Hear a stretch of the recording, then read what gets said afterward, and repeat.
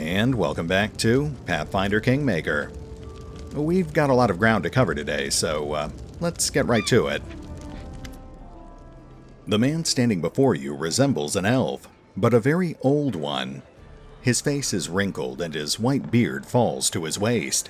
The man seems to be completely blind. The old man stares past you with unseeing eyes. He seems to be consumed in his thoughts. He mutters a soft melody, swaying back and forth slightly to its rhythm. The man shudders briefly and stops singing. His mouth opens and closes a few times, bringing to mind a fish brought ashore. "Ah, who is there? Is that you, your grace?" "Who are you?" "I am an elf from Kyonin. My name is not important. I am the Storyteller, collector of stories. I collect unknown legends of ancient times." The man smiles, but it doesn't seem to be directed toward you. "Long ago, I was a smith in Kyonin. The fire of the forge has burned out my eyes, but I am grateful for it. If I could see, I would yet forge suits of armor for Iadara's guards. Instead, I have stepped on the path of an adventurer and gatherer of ancient legends." The old man ponders silently for a moment. "Many people are long dead. Their homes crumbled to dust, their bodies turned to ash. Only legends can still tell us of their triumphs and defeats, their joys and fears. I would be so interested to hear the stories told about us after our demise. I have always been drawn to the stolen lands, where countless expeditions, armies, and even kingdoms have met their untimely ends. When I learned of a new barony being founded in the heart of these lands, I knew I wanted to be part of its story. So I made the journey here." "Are you really an elf? Do other elves age like you have?" he asked, as if he had no idea how elves worked. "A common question. Despite my unusual looks, I am an elf, and an old one, yes, perhaps older than any other elf of Kyonin. However, I doubt my age alone is responsible for my appearance. I keep the stories of many people and races, some forever gone from the face of Golarion, but they live on in my memory and my heart. When I accept a new story, I lock it within myself, bearing the weight of its words and the emotions they invoke. I sometimes think that I probably should have died long ago, but some incomprehensible force is keeping me alive and granting me the ability to continue my quest to gather stories. Be it divine power or fell curse, I am grateful either way." "How could you tell it was me?" The old man smiles slightly. "It is not so hard to recognize a ruler by the way he walks. No one in here steps as confidently as you, your grace." "Fair enough. All right, would you care to trade stories with me?" The man's voice rustles like autumn leaves. "I am a collector, not a trader. If I share a story with you, you receive the power to pass it further, changing or embellishing it, whether willingly or not. Can I be certain you will keep my stories intact in their absolute purity?" The storyteller ponders for several moments. "No, I do not think so. At least, not yet. These legends are the most precious valuables of this world, the last remnants of ancient tribes. They are beacons illuminating the way to the past, allowing us to meet generations long gone. I cannot let their light fade. The path to the past must not be lost." The old man thinks for a moment, then continues. "But I can offer you a deal, your grace. If you find items belonging to eras past, bring them to me. If I recognize the stories hidden in those items, I will gladly share them with you. And if you find all the pieces of any ancient artifacts, I can even recall my smithing skills to unite them and restore their power." "Well now, I certainly like the sound of that. Let's start with that, shall we?" I found the shards of an ancient artifact. Can you restore it for me at the anvil? May I? The storyteller gently touches the items from your pack. You have gathered all the fragments of the necklace of double crosses. They can fit into my hand. They carry an inglorious story. Allow me to tell the tale as I restore it. I expect the story will amuse you, and perhaps even give you some food for thought. So, what is your answer? Will you entrust me with this treasure? The storyteller eagerly awaits your response. Yes, please. Restore the necklace of double crosses. The storyteller holds the pieces of metal carefully in his hands. I shall begin. Not every legend speaks of heroic feats. Some tell of atrocities and wicked things. I will breathe my gift into this necklace, that it may tell you something of itself. Oh, I guess that's it. Let's have a look. The Necklace of Double Crosses. There once lived a knight of Brevoy who suffered ill fate and poor fortune from birth. The youngest child of a noble family that had fallen on hard times, the only inheritance he could count on was a horse, a suit of armor, and the family sword. Since childhood, the knight had been haunted by a voice that constantly convinced him to behave against his own best interests. Each time an opportunity for fortune arose, the voice would whisper darkly in his head, causing him to lose one chance after another. Hoping to rid himself of this curse, the knight sought out a sorcerer, but the sorcerer's price was high. To afford the large sum, the knight had to sell his horse, his family sword, and his crested armor, but the result was worth the cost. After receiving the necklace the sorcerer created, the knight's affairs began to improve. Soon, he became the sole heir to his family's fortune, granting him a life of luxury. Enemies drove him from his family manor and out into the stolen lands, but even there, he grew richer and more prosperous, joining a team of merry folk who ran a successful enterprise on the high road. It's amazing what one can achieve once rid of that small voice known as conscience. The knight's happiness was long but not eternal. In his old age, he found himself boarding a vessel in hopes of finding treasure, but he instead found a trap connected to a dozen barrels of some seething alchemical substance. The ensuing explosion thundered across the area, scattering bits of the knight along with it, as well as fragments of his necklace. But now that it's been restored, the necklace is ready to bring fortune to its new owner. This amulet grants its wearer a +4 bonus to trickery, stealth, and mobility skill checks. Their melee attacks deal 2d6 sneak attack damage. When an ally moves away from the wearer in battle, the amulet forces the wearer to make an attack of opportunity against that ally. All things considered, this is actually a pretty solid item for any rogue. You just have to be careful about giving it to anyone with a melee weapon. In our case, it won't be an issue because the only characters who are going to use it are Silverleaf and Lindsay.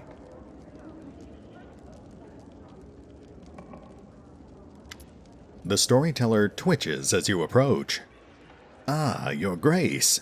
My stories are calling for you. Have you come to answer their call? That's not creepy at all. I need a wise advisor at my court. Would you like to serve me in matters of state? The storyteller's voice grows soft. Thank you for your words. I am unlikely to be able to interpret the intricacies of the political world or the affairs of the treasury, but my advice regarding the magic of the arts would be useful to any ruler. Okay, so basically, he can be our magic advisor, but we haven't actually unlocked that position just yet. We'll keep it in mind for the future. For now, let's just sell him our spare relics, and then we'll move on to something else for a while. I brought some relics. Are any worthy of a story? The storyteller's eyebrows raise. How interesting. May I, Your Grace? He gently touches the items from your pack. A coin from a non-existent country. When Coral the Conqueror mastered Rostland, having claimed it for Brevoy, he prohibited the issuance and use of such coins. Both ordinary folk and the Aldori sword lords were required to use new coins, decorated with Coral's profile. But no one was quick to be rid of those prohibited coins. Oh no. In many houses, they still store boxes and whole chests of such coins, waiting for the day when Rostland declares its independence. The storyteller's fingers caress the symbol, shaped like a tree leaf. And what is this? I hear the voices of trees, smell the scent of fresh leaves. A dryad mark, is it not? I would be happy to purchase it from you. The storyteller idly toys with the ancient, plain-looking coin. What was the name of the Caloran ruler who issued this coin? Does anyone remember now? What did the Cyclopses use it to purchase? Food? Books? Weapons? Perhaps someone's life or their freedom? Who can say? Its history was erased by the Earthfall, but I will buy it from you for significantly more than it was worth in its own time. The storyteller weighs the soldier's tag in his palm. A soldier does not ask where the banners of war are headed. He or she goes to battle, dies, and leaves it to others to decide whether the cause was just. This tag belonged to one of the many warriors who helped establish the glory of the Taldan Empire. If you would permit me, I would gladly purchase it from you. Ah, the belongings of brave heroes who performed their feats here before you. I sense you would be interested to hear their story. These lands took many lives and spawned many legends. I can now tell you of a distant expedition undertaken by a group of Brevik heroes to a place known as the Drowned Trees. I would be happy to trade the whole set of items for their story. Can you hear it calling to us? Let us hurry. Alright guys, I do actually want to hear that story because I think it's directly relevant to a lot of the dangling plot threads, but I'm not gonna lie here, that storyteller voice is starting to wear my throat down. Let's hit the pause button so I can grab a drink and suck down a lozenge, and then we'll run around town and take care of some other business for a while. We'll circle back to the storyteller a little later in the episode. Anyway, we'll be right back.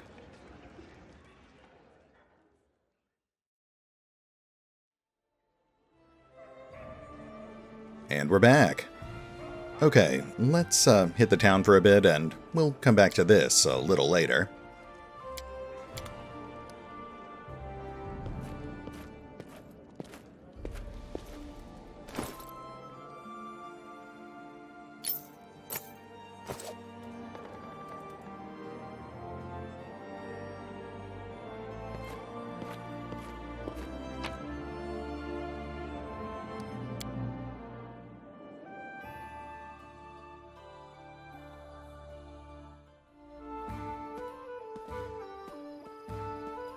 Alright, now, we do have a lot of ground to cover here, but I'd like to make sure we're ready to jump right back into the action in episode 20, so I think we'll just focus on the highlights here. I do plan on visiting all these houses and grabbing anything that's not nailed down, but we won't actually show that part. We'll just focus on a few key NPCs, and then we'll get back to the storyteller. I think our first stop has to be the marketplace, so we can pick up a few key items for our party.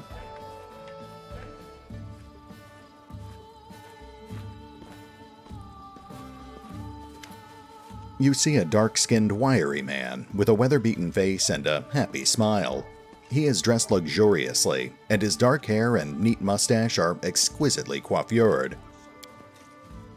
The man bows to you, spreading his arms a little. Pasuf from Absalom is happy to welcome you, Your Grace. Come, take a look at the best wares we traveling merchants have to offer. Please, come, take a look.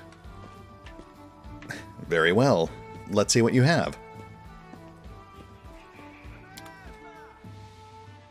Husuf is obviously our primary merchant. Not only does he sell building points, but he also has several other unique items that you can't find anywhere else.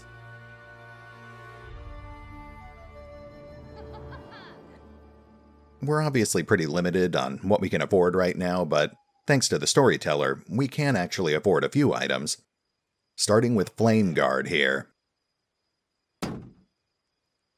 That's basically a +1 tower shield with some extra fire resistance thrown in. We'll also grab the Ring of Plentiful Hunts for Silverleaf. That'll give him a little extra damage potential and help us with those nature lore checks. And of course, we'll grab the Trapspringer's gloves. Those are pretty much mandatory for any dedicated rogue. And unfortunately, that puts us at our limit, for now at least. There are obviously some other items here I'd love to grab, like the Cloak of Shadows, that Flaming Bastard sword, and of course the Bag of Holding, but those will have to wait until after we've done a little more adventuring.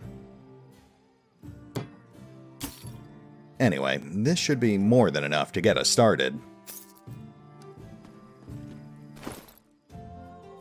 Let's toss that new rogue gear on Silverleaf. We will be giving it to Lindsay, but I'll need those bonuses when I'm exploring the town.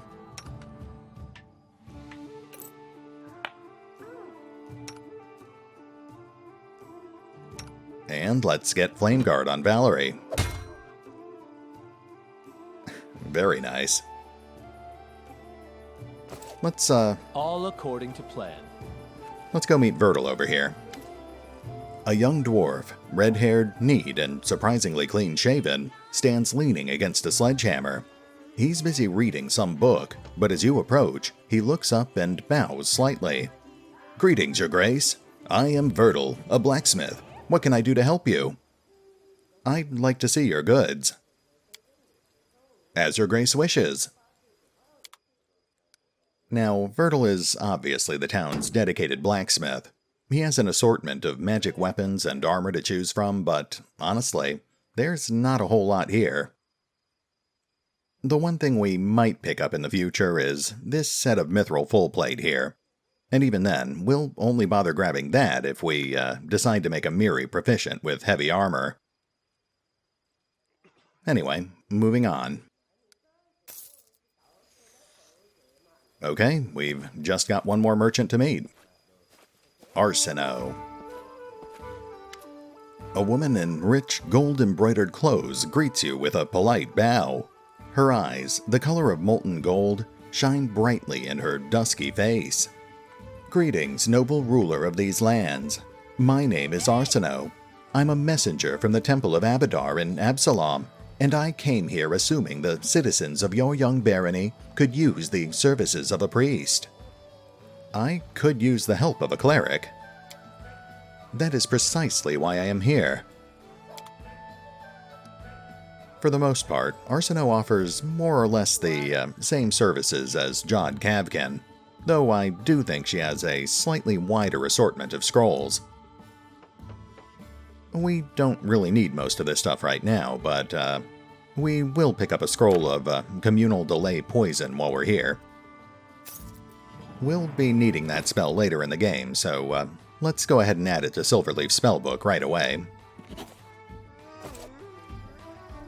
Okay, we do have a few other things we need to take care of, but we're right next to Casey's house, so let's pop in there and see what she's up to.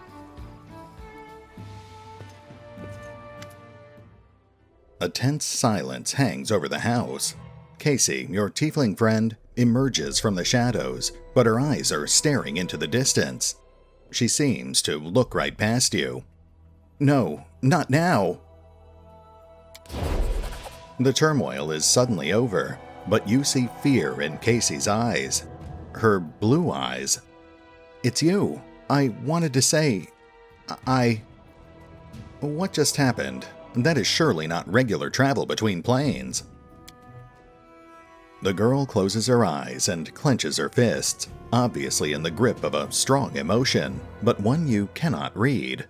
"I knew it couldn't last forever. Why did he even make this rule if he knew it would be impossible to keep?" She takes a deep breath, opens her eyes, and speaks with firm resolve. "Come what may, you should know, Silverleaf, that the person you know by the name of Casey does not exist. My real name is Kaliki, and well, it's a long story, and such stories are better told beside a welcoming fire. Will you hear me out? Alright, I'm intrigued. Fine, let's go. The girl rests her head on her arms and stares off into the distance, lost in memory. Stories by the fire, in the desert where I was born. My fondest memory. When the day is done, hosts and guests, parents and children, friends and rivals, all gather by the fire under the stars to tell their tales. All they did, all they witnessed, all they heard from other travelers, and the whispers carried by the desert wind. My sister and I often snuck in to hear those stories, hiding in the shadows just beyond the circle of light and warmth. We are hellspawn, you see. Tieflings are unwelcome guests in Qadira, unblessed by the light of merciful Sarenrae. We grew up sleeping in a common tent, scavenging food here and there like orphans, all but outcast and disowned. We were 13 when we left, and set off to find happiness in the cities, and everyone we left behind sighed with relief. My sister and I, we are twins, but as different as the sun and moon. Her name is Kanara, which means silent flame. She is fire, a cold fire, but one that turns everything to ash. I am a river. It brings me joy to give water to tired travelers and nurture green shoots. But when I flood, I am bound to bring death. The girl's eyes are full of sorrow. Despite our differences, we are one. Our lives belong to the divine Nethys, and by his mercy we now live. In turns. While one of us is here, the other sleeps in another plane, and when she wakes up, we switch places, just as you just witnessed. And how is it you began to live in turns? Kaliki lowers her head. This story, it's one I've never told to anyone before, no one in the whole world, and it's not easy to confide in a stranger. There's too much grief and guilt in it. If you don't mind, I'd rather not go into all the details. You see, my sister died and I couldn't get over it. Kanara was killed by a soul eater, a monster summoned by secret followers of Abaddon's archdemons. Those who summoned him died in the fight, but the beast was too strong for my sister, and I wasn't even there to protect her. Kaliki catches her breath. We just had a fight, and we both did some stupid things just before, but I don't want to talk about that now. When I found out what happened to my sister, I was ready to make a deal with any power, if only I could just get her back. And I found such power. I was contacted by the Arcanothane, the herald of the god Nethys himself. She promised she would return Kanara to life, but on 2 conditions. First, we must both keep the arrangement a secret. Second, we would never be able to meet again. And so our new life began. Now we flee through the world, guarding our secret, always introducing ourselves as Casey to hide that there are 2 of us, and we switch places with each other at random. While one lives, the other sleeps in a demi-plane, one created specially for us. And you can't control these switches. No, we can't. They happen at random, most often while we're sleeping, but sometimes in broad daylight. That's why we can never stay in one place for long. When someone witnesses us switch, we usually tell them tales of a special magical way of traveling. But people start noticing strange things and begin to figure things out. Truth be told, I'm so tired of having to pretend. We knew this couldn't last forever, and now the truth is finally out. What's the point in all this? You revealed your secret to me. It means you broke one of the rules set by the deity's herald. Yes. Will you make me regret this, Silverleaf? I felt you might be someone who could help my sister and me change our fates. What can I do to help? That's actually what I wanted to talk to you about. Canera was supposed to tell you of an ancient treasury that we've been looking for. Gold isn't the only thing of value in this place. It may contain an ancient relic taken by the Taldan raiders from a respected Qadiran temple of Nethys. It's an unusual relic called the Disk of the Eclipse. I once heard a beautiful story that it was created from the shadow that hides the sun and the moon, but I don't think that could be the truth. Nethys is the god of magic, who was once a mortal wizard, and relics from his temple are usually very powerful. There are many among his followers who think that by solving the mysteries of magic, even rivaling their deity, is the best way to serve him. One such follower created the disc, long ago in the distant past. According to legend, it gave its owners control over planar travel, but only pairs of wizards bound by unbreakable ties could use it. While one of them traveled the planes, the other was his anchor in our world, and they could switch between. Do you see now why we so desperately wish to find the disc? It might help us understand how the switch between me and Canera works, and it should make our divine patron happy. Nethys and his assistants value the desire to understand the mysteries of magic above all else. And how did this disc come to be in the Stolen Lands? It was brought here by Taldans from the Fifth Army of Exploration. Taldor and Qadira were enemies for ages. Thousands of years ago, a soldier broke into the Temple of Nethys and stole the relic, to sell it or secretly hoard it as an heirloom. Hundreds of years later, his own kin, or the kin of its 100th buyer, brought the disc to these strange lands, where the Taldans had come, uninvited as usual, and which they finally vanished from with little trace. Sometimes, history is as intricate lace. You'd never guess where it begins and where it ends. Tell me about the location of the treasury. It was called Sorrowflow in the chronicle we read. It was once a Taldan town, founded by veterans of the Fifth Army of Exploration.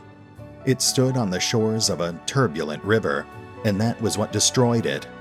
One night, a terrible flood devastated the settlement, killing many and driving the rest to flee. Only the tower on the cliff remained, which was too high for the flood to reach. Water covered the ruins for a long time, but last year it receded. My friends found a chronicle which recounted the destruction of the city and spoke of the Disk of the Eclipse which was kept there. They managed to track down the ruins, but were frightened away by the monsters and beasts that roamed the area. Alright, if this can help, then I agree. Koligi's sad eyes get a little warmer. Thank you. I will wait for you there, at Sorrowflow. And please, let's explore the ruins together, just the two of us. I don't want to give myself away in front of your companions. Breaking the Arcanothane's conditions once was enough. I have no wish to anger our god. So long. That was not what I was expecting. I do think they front-loaded the exposition there, but I am interested in seeing where it's going. We'll probably be headed to Sorrowflow in the very near future. In due time. Of course, she could just be lying to us. I hate to stereotype, but she is a tiefling and, speaking of potentially untrustworthy individuals. Hello, my savior. You asked if we'd meet again, and here I am. A savory aroma of herbs and flowers is the first thing that lets you know your longtime acquaintance is here. The nymph looks at you in a strange way, like she's never looked at you before.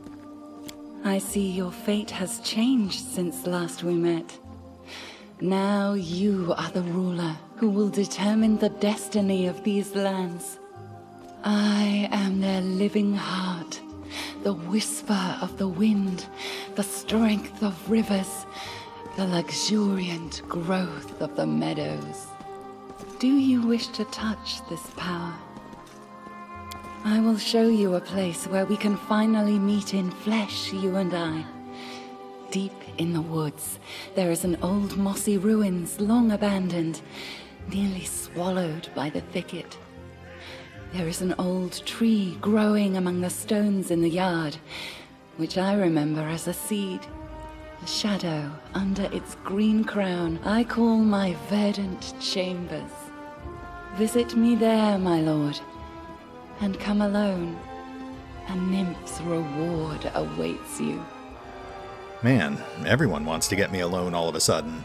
I'd be flattered if I actually trusted these people. Wait, I wish to ask you something. Forgive me, nymphs are not made for cities. The noise and vanity of human settlements vex me. I will answer all your questions, but there, in the silence of my asylum. Very well. I was happy to help. I'll see you soon in the verdant chambers. So long.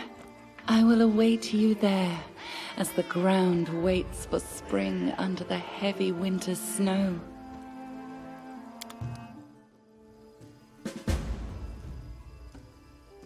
Alright, I think we've actually made some pretty good progress here.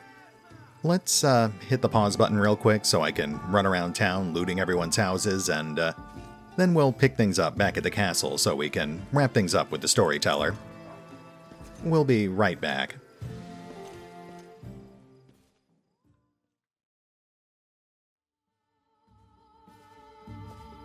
And we're back. I just finished running around town, and for the most part, we just found things like books and miscellaneous valuables. I already sold off the bulk of it to Hassa for about 1,500 gold, but we did end up keeping a couple of things. Most notably, we ended up finding this in a locked room in the tavern. The Hand of Magus Dan. As far as I'm aware, that's actually a unique item you can't find anywhere else in the game. In fact, you can actually end up missing it permanently if you don't visit the tavern before Act 3. It basically gives you a 25% chance to automatically recycle any scroll you use, which can be pretty useful when it comes to things like Scrolls of Resurrection. In fact, I probably should have held off on scribing that scroll into Silverleaf's spellbook until we had this item. Oh well. Anyway, let's get back to the throne room and wrap things up with the Storyteller.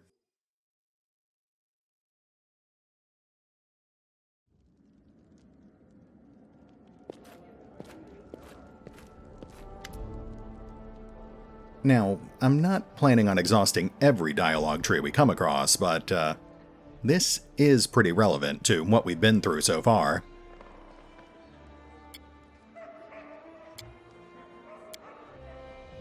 Tell me about the drowned trees. I hear rowlocks creaking, river water splashing, bushes rustling, and arrows singing through the air.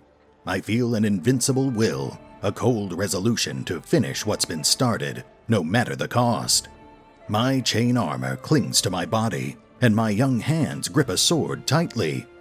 I am the leader of a group of brave souls, set off to the stolen lands to clear them from bandits, once and for all. We sail on a large freight boat. It serves as bait for the bandits, who keep throwing themselves at it, only to find death. A death as inglorious as the life they've lived. From time to time, we manage to capture a prisoner. While our Inquisitor talks to them, I go to the stern, shutting my ears to their cries. I remind myself that these are scum, drenched in blood to the elbows. I think upon our cause, freedom for my homeland, an independent Rostland. But still, my goosebumps rise with each pitiful cry. I must steel myself and be strong. Who is in your group? A paladin, a ranger, a sorceress, a priest, an inquisitor, and me, a fighter. All experienced combatants. Over and over, we've saved each other's lives in times of need. Why do you question the prisoners? The bandits attacking our boat are small fry. We're looking for their main lair, a place known as the Drowned Trees. We seek the leader of the bandits, an underwater monster named Dargut Droon. and we will not leave without his head." Have there always been so many bandits in the Stolen Lands? This land swarms with them, and we meet them more often than common merchants. You see, we started a rumor that the Aldori sword lords are using this boat to sneak treasures out of the country. Now half the gangs in the area are hunting us. Please, continue. At night, it seems a whole army is attacking our boat, far too many for us to fend off. But luckily, we don't have to. While they battle monsters we summoned in a pitch-black magical darkness, we drink the potions we prepared and dive under the water. The scum break into the hold, but instead of treasure, they find their final surprise. The work of a Restovic alchemist, a trap, a dozen barrels of highly explosive oils. We watch from a safe distance as the boat is blown to pieces in a deafening explosion. Everything has gone according to plan. The more who die here, the fewer will meet in the drowned trees. We march through the forest, then camp to regain our strength. Their nest is close. Our Inquisitor discovered everything, even the location of their secret entrance. Today we rest. Tomorrow the Bandit King will draw his final breath. Even if you sneak into the bandit camp unseen, how will you handle all of them? Each of us is worth 24 in battle. Besides, we are well prepared. Chaos, confusion, and summoned monsters will be on our side. And fire. A lot of fire. What kind of secret entrance? An underwater path, winding along the swamp bottom. We had potions to breathe freely underwater. We couldn't see beyond our outstretched arms in the muddy water, and there were plenty of traps along the way. But the Inquisitor learned all the signs that marked the safe passage. At least, we believed she did. We trudged through muddy waters. Suddenly, a giant log studded with blades falls from above. I managed to stagger back, but the paladin who walked alongside me is now a gory sight, spread thin across the ground. The next moment, a monstrous creature emerges from the darkness. A twisted cross between fish and monkey. Its clawed hand reaches out, effortlessly melting away the Inquisitor's flesh, then ripping out her heart. This is the king of the bandits, Dargut Droon. The bandit we captured did not lie, but the secret passage he spoke of led right into the underwater lair of his master. I bury my terror deep in my soul. There was no time for weakness. There were only 4 of us left, and we are gasping for air by the time the freak's lifeblood stains the water.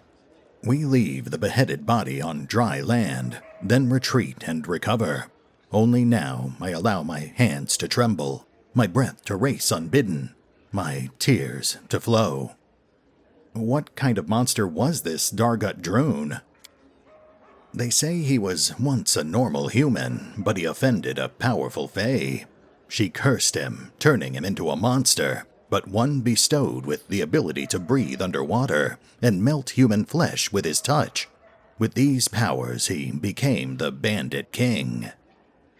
Do you find anything useful in Dargut's lair?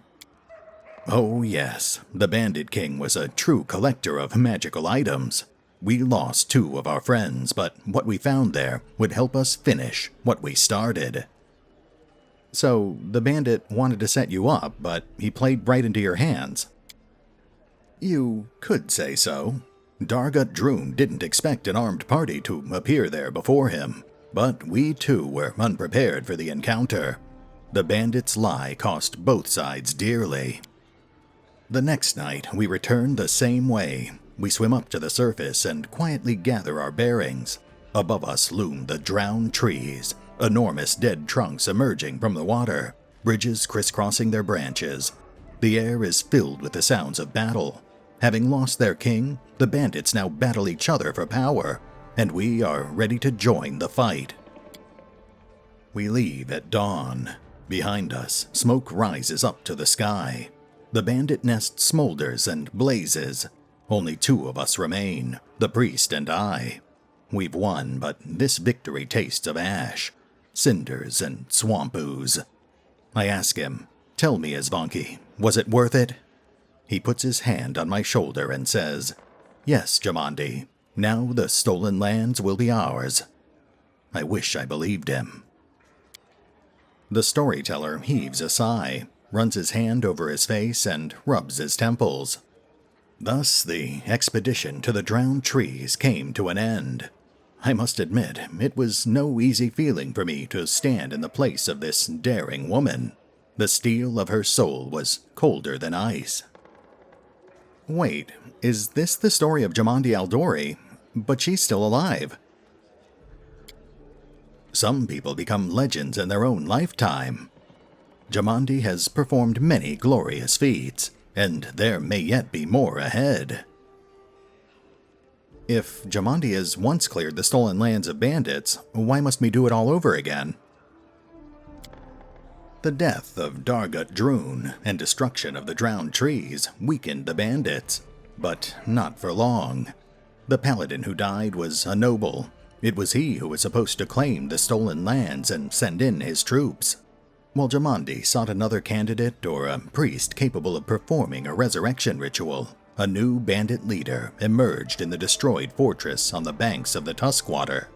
Within the year, the stolen lands were swarming with gangs once more.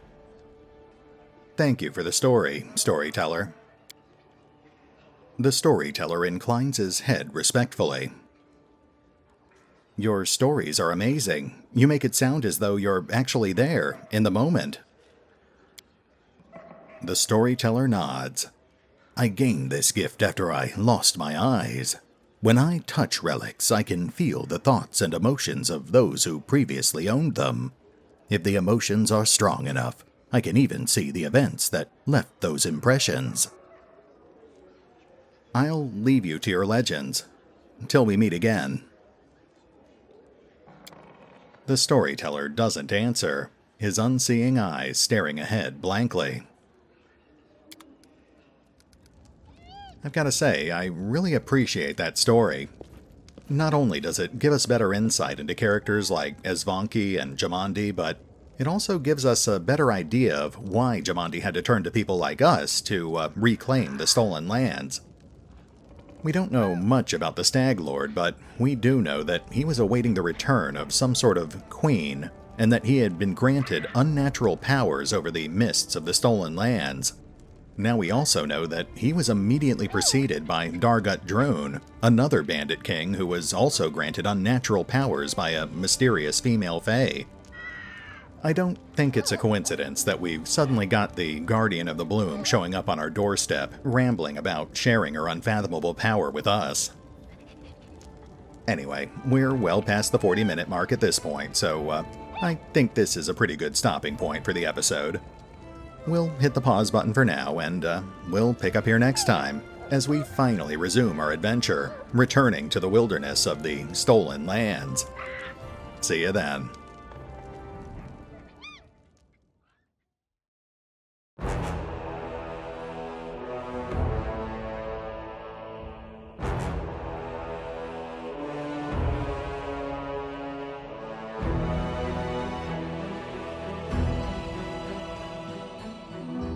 Oh, and remember, although I do love playing Pathfinder Kingmaker, you can find out more about the game by visiting the official website, the official YouTube channel, the official Discord channel, the fan-run wiki, or the original crowdfunding campaign over on Kickstarter. Links are in the description.